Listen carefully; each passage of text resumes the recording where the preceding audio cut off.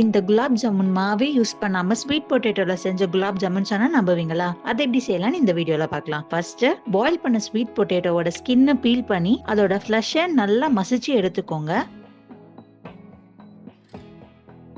5 teaspoon பால் powder போட்டு நல்ல மாவு கன்சிஸ்டன்சிக்கு பிணைஞ்சுக்கோங்க.